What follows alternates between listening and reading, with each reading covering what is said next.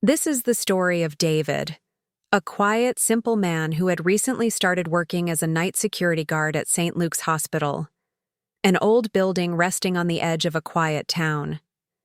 The hospital operated day and night, but there was something strange about the place once the sun went down. The lights grew dimmer, the hallways seemed longer, and even the air felt heavier.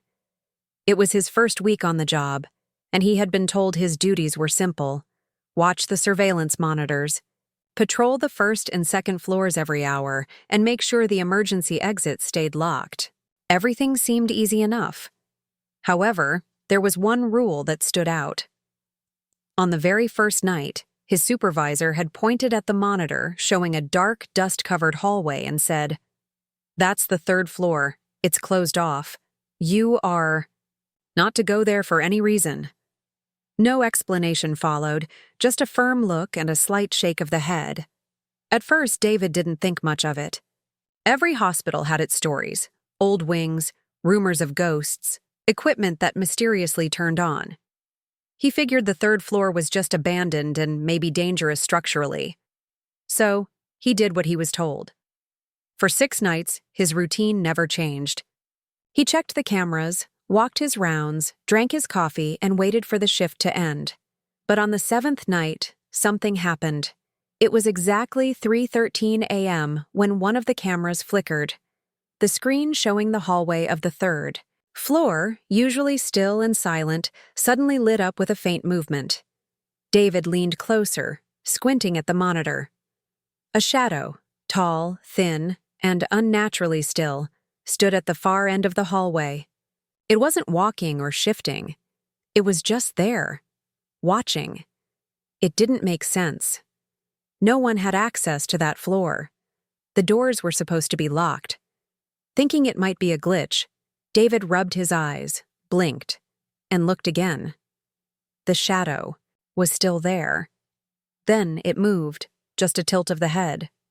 Slow, precise, and it turned directly toward the camera. Though no face was visible, David felt its gaze, cold and focused, pressing through the screen. His breath caught. And then, just like that, the feed from the third floor went completely black. Every other monitor stayed on. Every other hallway was quiet. But the third floor had gone dark, like it was cut off from the rest of the building. David sat frozen in his chair. A chill ran through his body as silence filled the room, broken only by the soft hum of the lights overhead. The building had returned to its quiet routine. But something was now very wrong. For the first time since he started, David felt the weight of the night settle deep into his bones. And he knew this job was not going to be as simple as he once believed. Something was waiting above, watching, waiting to be noticed. David stared at the darkened monitor, unable to look away from where the third-floor camera had just gone black. His heart was thudding in his chest, louder than the quiet hum of the security office. The image of the shadow, standing still and then slowly turning its head toward the camera, replayed in his mind over and over. It didn't look like a person. Not really. It felt wrong, unnatural.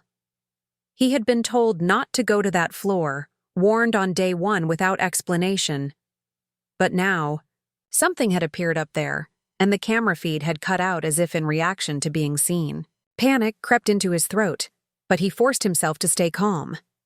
Maybe it had been a trick of the light, or some old equipment still picking up a reflection.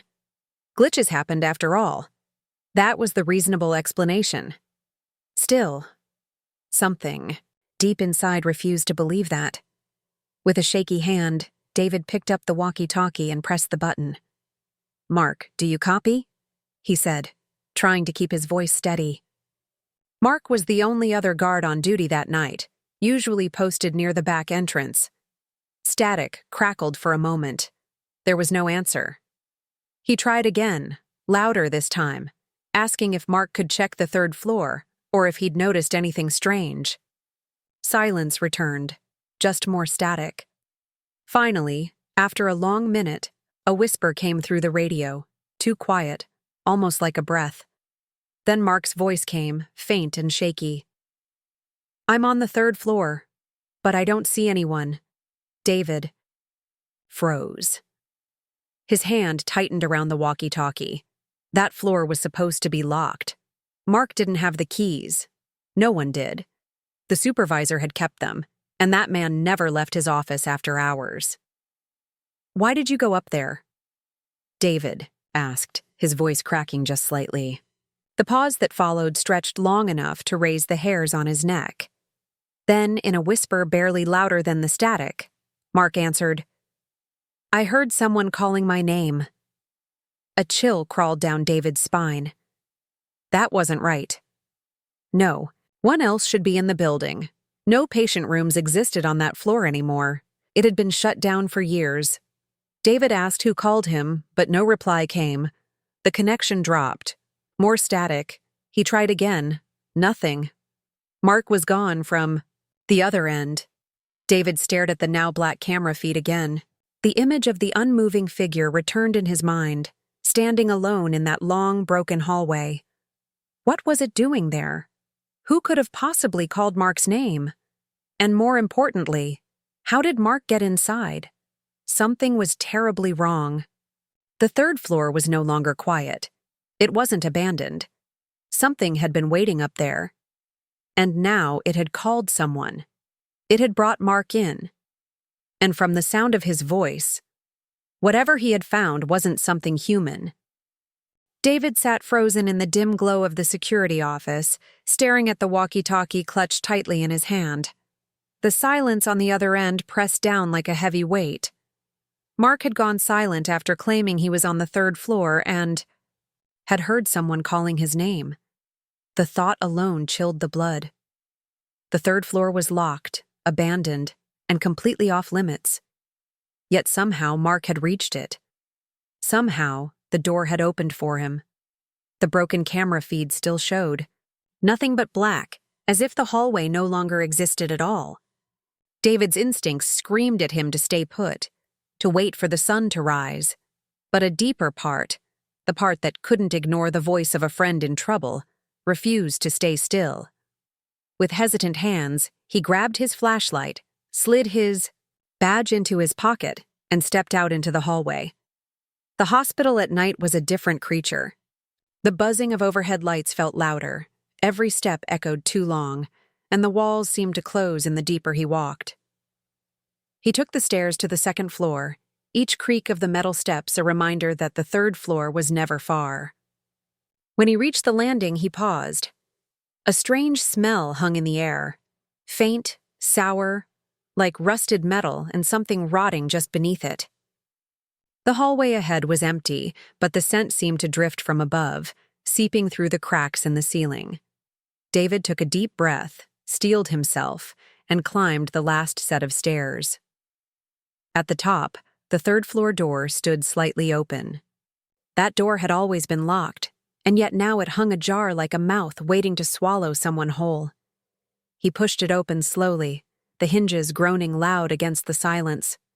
The hallway inside was darker than the rest of the building. The car, lights overhead flickered weakly, some completely dead. The walls were lined with old equipment covered in white sheets that looked more like shrouds. Dust floated in the air like ash, and every few steps, David thought he heard something. Bare feet brushing the floor ahead, soft whispering just out of reach, or the faint echo of a voice repeating his name. Then he saw it. At the far end of the hallway stood Mark, or at least something that looked like him. He stood unnaturally still, his head tilted the same way the shadow had done on the monitor. David called out, his voice low, shaky. Mark didn't move, didn't blink, just stood there in the dark. David took a step forward, then another. As he got closer, a strange low noise began to rise, like breathing, but not from Mark. It came from all around. The sheets covering the old hospital beds began to shift slightly, as though something underneath them was moving. David stopped in his tracks, his breath caught in his throat. Something else was here, watching, listening, and whatever stood in front of him might not be Mark at all. David's steps slowed as he inched down the third-floor hallway, the weak, flickering lights casting long, trembling shadows against the stained walls. Mark stood at the far end, facing the wall, unmoving, his posture too stiff, too unnatural.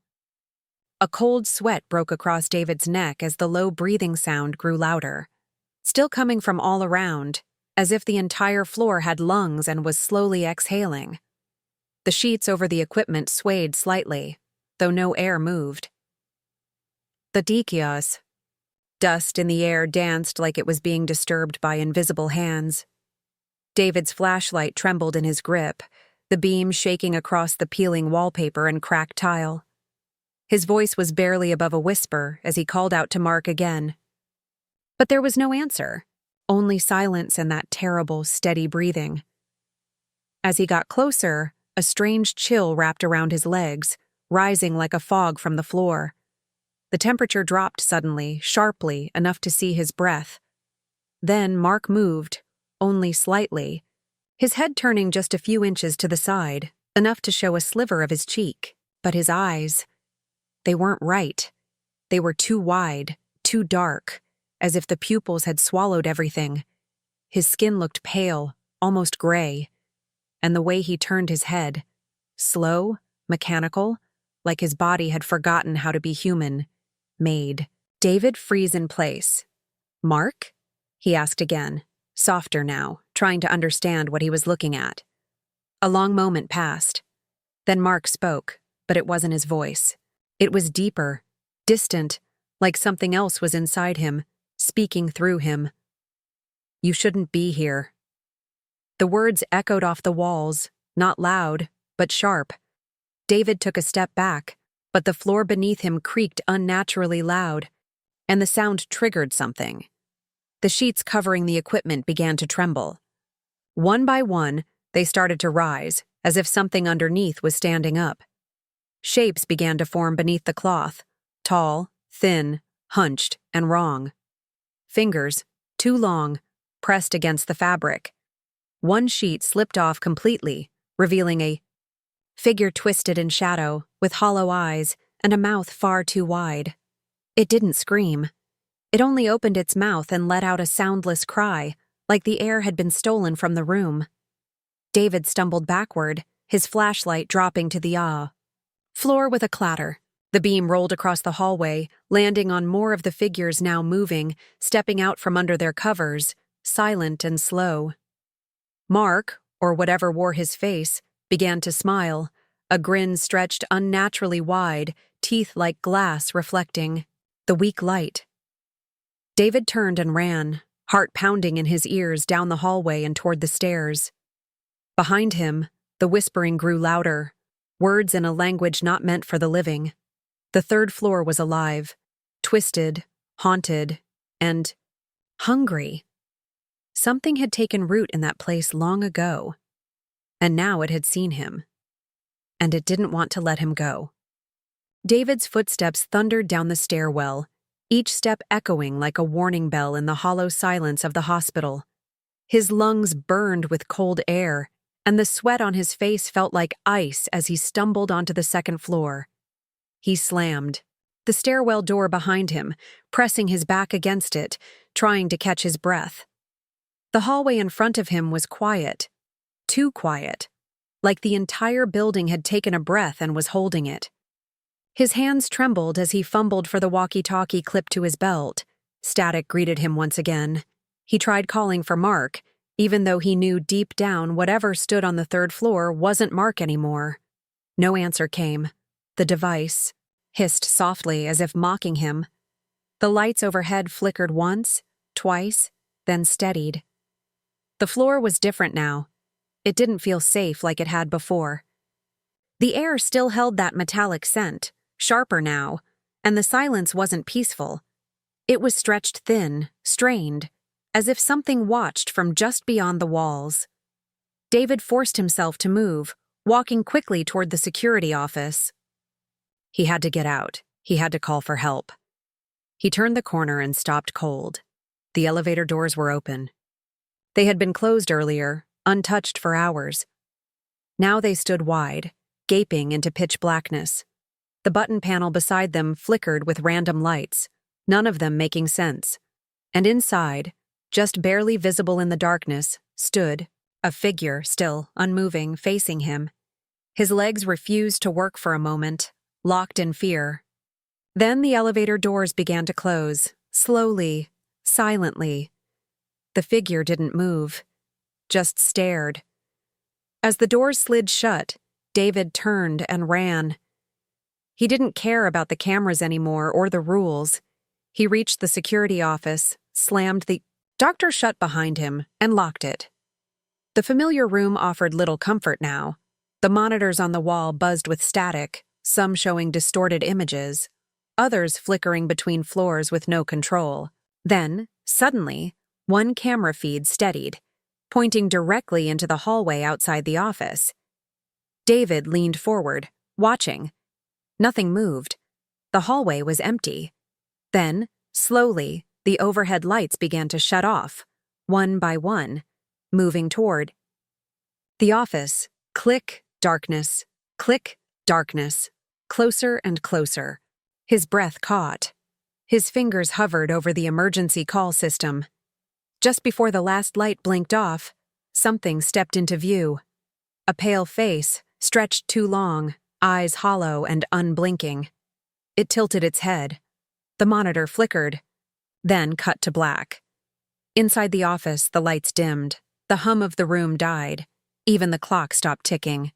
David stood alone in the quiet, heart racing, watching the doorknob tremble ever so slightly. Something was just outside. And whatever it was, it knew he was inside. And it wasn't leaving. The silence inside the security office grew heavier with every second, as though the air itself had thickened. David stood frozen, eyes locked on the doorknob that twitched softly, like a finger running along its edge from the other side. The cool light above his head buzzed once and went out, leaving the room in near-total darkness except for the faint glow of the monitor screens, which now only showed static. The quiet buzz of electricity that usually hummed in the background had disappeared, and the temperature had dropped again, making his breath visible in short, shallow puffs. A soft tapping began, barely audible, like fingernails against metal, slow, steady, from the other side of the door. David backed away, his hands shaking as he grabbed a metal flashlight from the desk. Not because it offered comfort, but because it was the only thing to hold on to. The tapping stopped. For a long moment, everything was still. Then a new sound emerged, distant and yet somehow close, like something dragging across the floor. Long, slow, scraping sounds. It came from beyond the hallway. But worse than the sound was the feeling, a deep, crawling sensation beneath the skin, as if the hospital itself was watching, aware, and amused. David edged toward the emergency radio on the wall. His fingers brushed the switch, and just before he pressed it, the tapping returned, this time louder and faster, desperate, angry. The doorknob rattled violently, then stopped. Silence fell again, thick and absolute. A low creaking echoed behind him. Slowly, painfully, he turned to face the row of storage lockers near the far wall. One locker door was open just a crack. He had never left it open. He hadn't even checked them tonight. As his flashlight beam touched the gap, the door creaked open an inch more. Darkness stared back. Then a whisper came from inside, soft, breathy. His name. The voice was wrong. It had Mark's tone, but not his warmth. It was cold and hollow, like something trying to remember how to sound human. David stepped backward, heart hammering, eyes darting between the door and the locker. Without warning, all the monitors on the wall flared to life. Each one now displayed the same hallway, empty, except for a shadow standing at the far end. As he watched, it began moving forward, not walking, but gliding, growing larger on every screen, as if getting closer to the office with every passing second. David looked toward the door just as a loud bang shook it violently. A second bang followed, louder, then a third. The pounding grew rapid, furious, shaking the walls. Then it stopped. A voice whispered from behind the door, gentle, calm, almost playful. "We see you now." David stepped back, pressed against the cold wall, heart racing. Whatever this was, it wasn't a prank. It wasn't a dream. And it wasn't going to stop. Something ancient had woken on the third floor.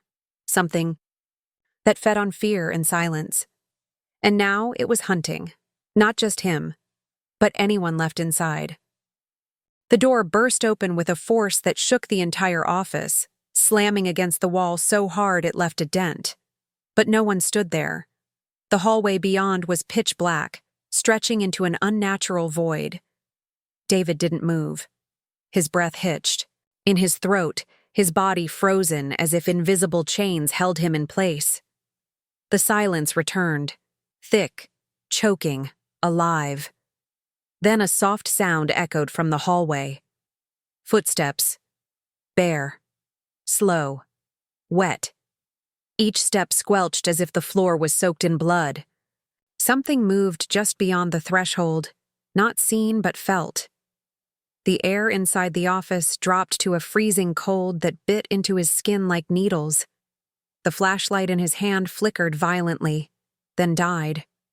A shadow slithered across the floor, not crawling, but flowing, like smoke with weight. It reached the tip of David's boot and paused, almost playfully before pulling back into the hall. Then a voice rose from the darkness, deep and layered, as if many mouths whispered the same sentence at once: "Stay and belong." The walls trembled. The static on the monitors melted into a black pulse. His ears rang with high-pitched noise, like thousands of insects buzzing beneath his skin. His body screamed to run, but his legs refused. The emergency lights on the ceiling suddenly burst to life, flickering red like a heartbeat. David's eyes locked onto the open hallway. Far down, at the end, stood a figure. Mark, or something wearing Mark's shape. It began walking forward, step by unnatural step, limbs too loose, head tilted like a marionette with broken strings. With every flicker of the red light, it drew closer, smiling wider, eyes dark pools of nothing. David forced his feet to move. He bolted past the broken door and into the corridor, running not toward safety, but away from whatever was behind him. As he turned the corner, he saw the stairwell door and sprinted. He threw himself down the stairs, nearly falling, feet thudding hard on the steps. The hospital howled behind him, as if the building itself was alive and furious. The exit sign glowed at the bottom. He reached the first floor, slammed through the doors, and finally escaped into the cold night. The moment he crossed the threshold, silence fell again. The building behind him stood still, silent, like it had been sleeping the whole time. The parking lot was empty. No wind, no noise, only the sound of his breathing and his racing heartbeat. Later, when he returned with the police and hospital staff, the third floor was sealed. The hallway was clean, untouched. Mark was never found. The cameras had no footage. The logs didn't show anything strange. But David never went back. He quit that night. And the story became something whispered among other night guards. A warning. A truth that most didn't believe. But he knew what he saw. That hospital wasn't just haunted. It was waiting. And someday, someone else would take the night shift, and then it would wake again.